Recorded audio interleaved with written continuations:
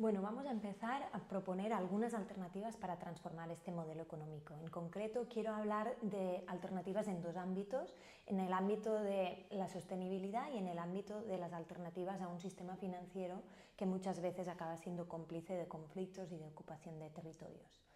En relación a las prácticas económicas sostenibles, antes quiero abrir como un pequeño paréntesis porque este concepto de sostenibilidad se ha pervertido bastante, entonces para entender también de lo que no estamos hablando cuando hablamos de alternativas. En concreto quiero referirme a lo que llamamos falsas soluciones climáticas, que son propuestas que están yendo en dirección contraria a una transformación real del modelo que nos permitiera vivir y consumir y producir de una forma sostenible. Por ejemplo, estamos viendo como los mercados de compensación de emisiones, en vez de estar resolviendo el problema de la crisis climática, muchas veces lo que acaban haciendo es producir aún más impactos. Estos marcos de compensación de emisiones realmente no están reduciendo las emisiones a nivel global, porque lo que hacen las empresas es que compensan los daños de sus emisiones sin tener que reducirlas, y además están promoviendo la mercantilización de tierras, el desplazamiento de pueblos originarios, porque esas tierras se están utilizando para vender bonos de carbono en los mercados globales. Entonces esto sería un gran ejemplo de una falsa solución. Por otro lado, también es importante tener en cuenta que bajo el marco de la transición verde se está promoviendo lo que llamamos el extractivismo verde, que sería el extractivismo de toda la vida, por ejemplo, ¿no?, en la minería, pero esta vez justificado en base a la transición. Vemos, por ejemplo, pues todo lo que tiene que ver con minería de minerales críticos necesarios para la digitalización o para las energías renovables, como es el coltán, como es el litio, como son las tierras raras, que al final lo que están haciendo es reproduciendo una vez más ese sistema de extractivismo y despojo territorial. Entonces, esas no serían las alternativas reales a una economía que está generando muchísimos impactos, sino que tenemos que ir más a fondo a pensar cómo podemos transformar ese modelo. Y quiero referirme a las alternativas en dos ámbitos, el ámbito energético y el ámbito digital, porque creo que son dos ámbitos claves a la hora de pensar cómo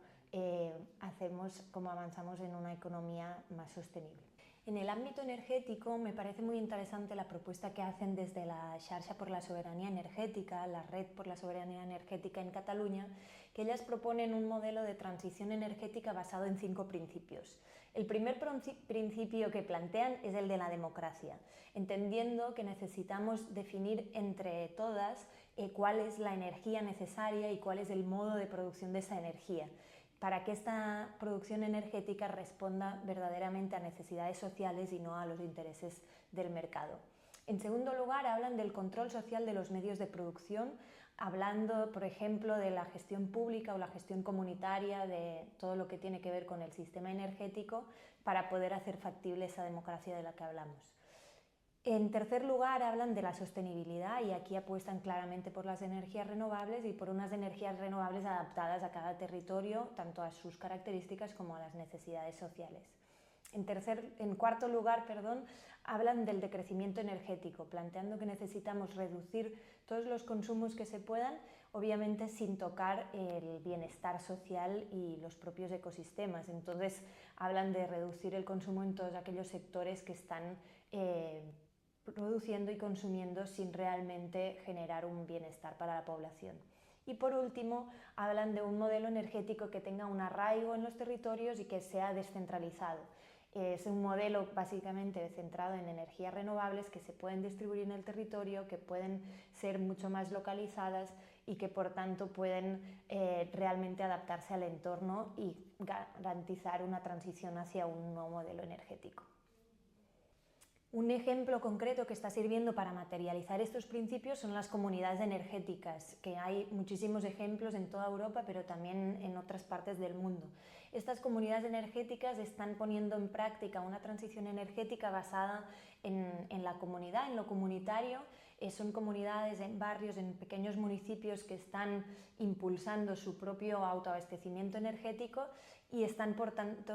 avanzando en esta transición. Hay varios elementos interesantes en estas experiencias. Uno de ellos es la posibilidad de que las propias comunidades se hagan cargo, se hagan conscientes de los impactos que genera la energía que consumen. De esta forma también es mucho más fácil y mucho más democrático pensar vías de reducción de los consumos y las consecuencias que podría tener eso. Además, también en esas comunidades muchas veces se establecen mecanismos de solidaridad dentro de la comunidad que ayudan a superar de alguna forma la pobreza energética en la que mucha gente está inmersa ahora mismo. Sumado a las comunidades energéticas también tenemos otros ejemplos como pueden ser los operadores energéticos cooperativos, que son cooperativas que están comercializando energía, que están también produciendo energía muchas veces y que nos ayudan a poder contratar la energía en nuestras casas sin tener que depender de las grandes multinacionales. En Cataluña tenemos el ejemplo de Som Energia, por ejemplo, que está avanzando mucho en este sentido.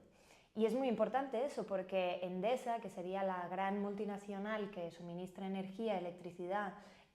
a los hogares en Cataluña, es una empresa que tiene un historial de conflictos ambientales muy grande. Si entramos al Atlas de Justicia Ambiental podemos ver que hay 21 casos registrados de conflictos ambientales producidos por esa empresa y además Enel, que sería su casa matriz, está involucrada en un proyecto, en un megaproyecto eólico en el territorio ocupado del Sáhara. Entonces tenemos que entender que esa empresa está vulnerando derechos humanos pues, en territorios ocupados y en territorios de pueblos originarios en América Latina y en otros sitios.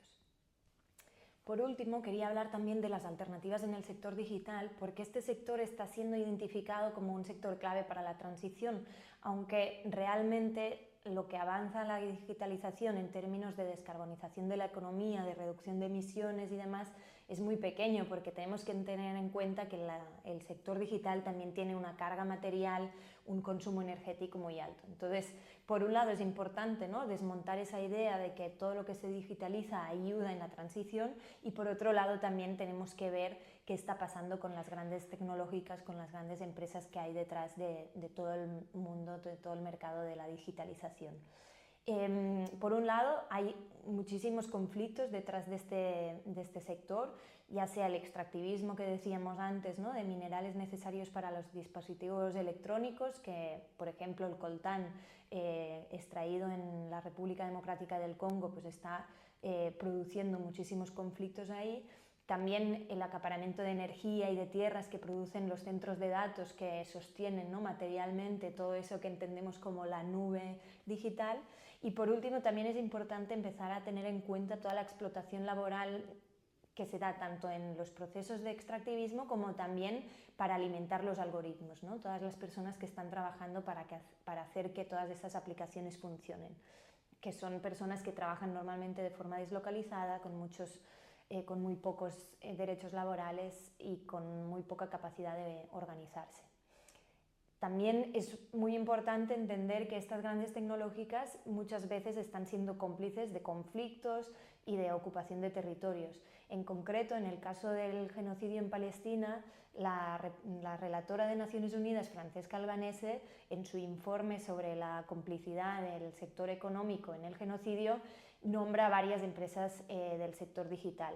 En concreto habla de Microsoft, que lleva integrando sus sistemas y tecnología civil en el ejército de Israel desde el año 2003, y también habla de Alphabet, que es una empresa de Google, y de Amazon, que gestionan un contrato de 1.200 millones de dólares para proporcionar infraestructura de almacenamiento al propio ejército de Israel. Por tanto, estas tres empresas son cómplices del genocidio. Entonces, ¿cómo imaginamos alternativas a estas grandes tecnológicas que muchas veces acabamos utilizando en nuestros dispositivos? Pues para pensar estas alternativas, desde el colectivo Donastec reivindican la soberanía digital y dicen algo así, dicen que no deberíamos depender de una transnacional para alimentarnos, pero tampoco deberíamos depender de una para comunicarnos. Y otro ejemplo más cercano es el de la empresa vasca Sidenor, que en este contexto de genocidio y en el que el ejército de Israel estaba masacrando a la población de Gaza, seguía vendiéndole acero, un acero que era utilizado por Israel para producir material militar, ¿no? Entonces, esta empresa estaba incumpliendo el derecho internacional que impedía vender material utilizado para armamento y ha acabado retirándose de estos contratos. Eso ha sido gracias a la presión social, a la presión sindical y también a la presión judicial, y ahora mismo hay 3 de sus directivos que están siendo investigados por estas ventas. Hablando de otro territorio ocupado como es el Sáhara Occidental, también podemos ver que hay varias organizaciones que monitorean las empresas que se están lucrando de esta ocupación. Por ejemplo, el Western Sahara Resource Watch lleva muchos años monitorizando las empresas y gobiernos involucrados en la promoción de los intereses de Marruecos en este Sáhara Occidental ocupado.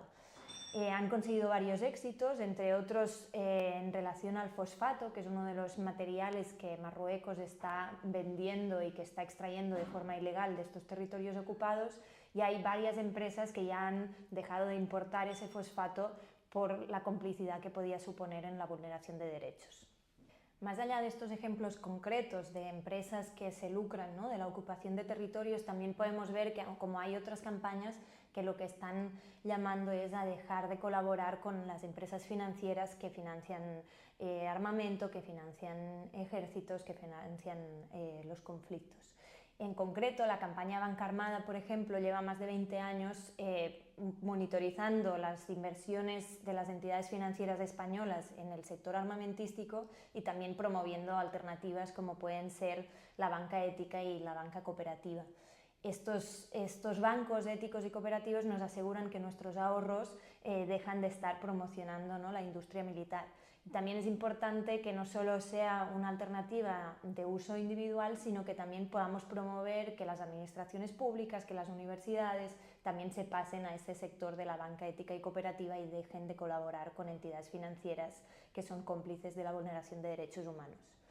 Y más allá de estas alternativas concretas, también es importante pensar en mecanismos más amplios para ir limitando el poder de estos grandes grupos financieros, porque ahora mismo, por su gran tamaño y por el control que tienen de diferentes sectores económicos, es muy difícil controlarlas o establecer regulaciones en su contra. Una de las propuestas que se están haciendo para reducir el gran poder que tienen estas entidades financieras es que paguen los impuestos que tienen que pagar, y por tanto eso ayudaría también a reducir su tamaño y a reducir el poder que tienen a nivel global. Una propuesta que hace ATTAC para que paguen los impuestos que realmente les tocan sería hacer un impuesto global que se acordaría entre los diferentes países en los que operan estos grupos financieros, y luego cada país recibiría la parte proporcional de los impuestos recaudados por cada una de estas empresas en función de los trabajadores que tiene en su territorio, en función de las infraestructuras que esta empresa tiene, y así sería una forma mucho más ajustada de que estas empresas dejaran de evadir impuestos en paraísos fiscales y pagaran lo que les corresponde. También hay otros ejemplos más concretos, como la llamada tasa Tobin, que es una tasa que plantea un impuesto para las transacciones financieras, que penaliza los flujos especulativos. Y luego también hay toda una serie de propuestas y de medidas dedicadas a ampliar la transparencia, ¿no?, y la posibilidad de controlar estas grandes empresas, pues como pueden ser las obligaciones para que estas empresas publiquen sus inversiones, beneficios y los impuestos que pagan, o penalizaciones a las empresas con fondos o filiales en paraísos fiscales a la hora de obtener contratos públicos.